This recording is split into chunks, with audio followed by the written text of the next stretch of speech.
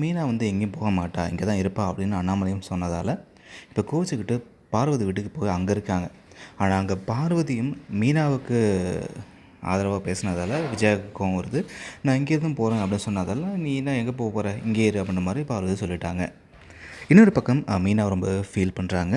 ஒரு பக்கம் சத்யா நினச்சி ஃபீல் பண்ணுறாங்க, இன்னொரு பக்கம் நம்மளால் தான் இவ்வளோ பிரச்சனை ஆகிட்டுருக்கு, நாம் தனியாக போயிடலாம் அப்படின்னு சொல்ல. ஆனால் முத்து வந்து இவ்வளோ பிரச்சனை நடந்தும் நான் இங்கே இருக்கேன் அப்படின்னா அது எங்கள் அப்பாவுக்காக மட்டும்தான், எங்கள் அப்பாவுக்காக நம்ம இங்கே தான் இருக்கணும் அப்படின்னா முத்து வந்து சொல்லிடுறாரு. அடுத்து ஸ்ருதி அம்மா வந்து வீட்டுக்கு வராங்க. நடந்த பிரச்சனை தெரிஞ்சுக்கிட்டு அது இன்னும் ஊதி பெருசாக்கி இதை வச்சு நம்ம பொண்ணையும் மாப்பிள்ளையும் வீட்டுக்கு அழைச்சிட்டு போகலாம் அப்படி ஒரு எண்ணத்தில் தான் அவங்க வந்து இருக்காங்க. இதில் இந்த ரோஹிணி பார்த்திங்க அப்படின்னா அண்ணாமலை சரி எதோ சின்ன பிரச்சனை தாம்மா இந்த போயிருக்கா அப்படின்னு சொல்லி சமாளிக்க பார்க்குறாரு. ஆனால் அந்த ரோஹிணி சும்மா இல்லாமல், ஆமாம் ஆண்டி பெரிய பிரச்சனை ஆகிடுச்சு, பெரிய அசிங்கமாக ஆகிடுச்சு, இந்த மீனை தம்பி இப்படி பண்ணதால் அத்தை ரொம்ப கோச்சிட்டு வெளில போயிட்டாங்கன்ற மாதிரிலாம் எல்லாத்தையும் உளர அண்ணாமலைக்கு செம்மையாக கடுப்பாகுது. அண்ணாமலை ரோகிணியை கூப்பிட்டு, இங்கே பாருமா, நம்ம குடும்பத்து விஷயத்தை பற்றி ஏமா வந்து வெளியே சொல்கிற, அதெல்லாம் நல்லாவாக இருக்கும் அப்படின்ற மாதிரி கொஞ்சம் கண்டிப்பாக தான் சொல்கிறாரு.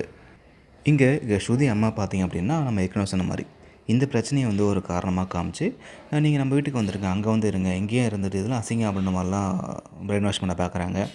ஆனால் ரவி வந்து, இங்கே பாருங்கள், நாங்கள் இப்போ தான் இங்கே இருக்கணும், அப்படிலாம் வர முடியாது, இது எங்கள் பிரச்சனை, நாங்கள் பார்த்துக்குறோம், நீங்கள் வராதிங்க அப்படின்ற மாதிரி சொல்லவும் ஸ்ருதியும் ரவி சொல்கிறது தான் சரி அப்படின்னு சொன்னதால் இப்போ இவங்களுக்கும் செம்மையாக பல்ப் ஆகுது. இன்னொரு பக்கம் இப்போ சிட்டி பார்த்திங்கன்னா ரோஹிணியை கால் பண்ணி வர சொல்கிறான். ஸோ ரோஹிணியும் போய் சொல்லிட்டு இப்போ விட்டுட்டு கிளம்பி போகிறாங்க. கடைசியாக இப்போ சத்யா வந்து இன்னும் வராதால் அப்போது சத்யாவோட அம்மாவை போலீஸ் வந்து ஸ்டேஷன் அழைச்சிட்டு போடுறாங்க. இந்த விஷயம் மீனாவுக்கு தெரிய வருது. முத்து மீனா போய்ட்டு பேசி பார்க்குறாங்க. ஆனால் போலீஸ்காரங்க இப்போ என்ன பண்ண போகிறாங்க அப்படின்றது தெரியல.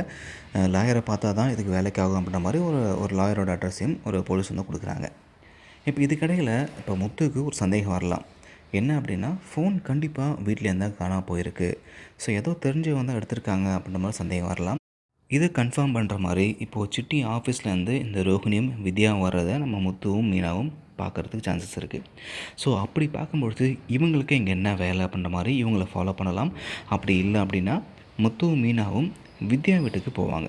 அப்படி வித்யா வீட்டுக்கு முத்து மீனா போகும்போது மீனா நான் இங்கே தான் வந்து அன்றைக்கி கிறிஷியோட பாட்டியும் கிறிஷியும் நான் வந்து பிக்கப் பண்ண வந்தேன், இந்த இடத்துல இவங்க என்ன பண்ணுறாங்க அப்படின்ற மாதிரி கேட்க மீனாவுக்கு ஞாபகம் வந்துடும். ஆமாங்க, இங்கே தான் வந்து இதுதான் வித்யா வீடு, நான் இங்கே தான் இன்றைக்கி பூக்கட்டை வந்தேன் அப்படின்ற மாதிரி சொல்ல போகிறாங்க.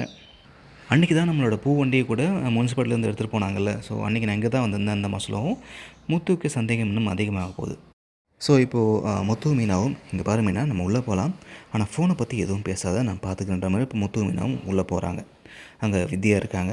வித்யாட்ட போய்ட்டு உள்ளே போகும்பொழுது வித்யா, வாங்க மீனா, இங்கே என்ன பண்ணுறீங்க அப்படின்னு ஒரு ஷாக்காக கேட்க, இல்லை நான் வந்து அன்றைக்கி கிறிஷியும் அவங்க பாட்டியும் இங்கே தான் வந்து பிக்கப் பண்ணி விட்டுட்டு போனேன், அவங்க வந்து வர சொல்லியிருந்தாங்க, அதான் நான் இங்கே வந்தேன் அப்படின்ற மாதிரி நம்ம முத்து வந்து சொல்ல வித்யாவுக்கு ரொம்பவே ஷாக் ஆகுது.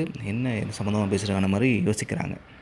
அப்போ கரெக்டாக இந்த பார்லர் அம்மா கால் பண்ண நம்ம முத்து ஃபோனை வந்து பிடுங்கி, என்ன பார்லர் அம்மா, நீ அவ்வளோ பெரிய ஃப்ராடா, உன் ஃப்ரெண்டு எல்லாம் உண்மையாக சொல்லிடுச்சு, நீயும் சிட்டியும் சேர்ந்துக்கிட்டு இல்லாதவெல்லாம் பார்த்துருக்கீங்களா அப்படின்ற மாதிரி, உன்னை பற்றி எனக்கு எல்லாம் தெரியும் அப்படின்னு சொல்ல, இங்கே பாரு முத்து அப்படின்ற மாதிரி பயந்துக்கிட்டே ரோஹிணி வந்து பேச போகிறாங்க. ஸோ வீவர்ஸ், இப்படிலாம் நடந்து இந்த ரோஹிணியை முத்து பிடிச்சாருன்னா செமையாக இருக்கும். பார்க்கலாம் என்ன பண்ண போகிறாங்க அப்படின்றத.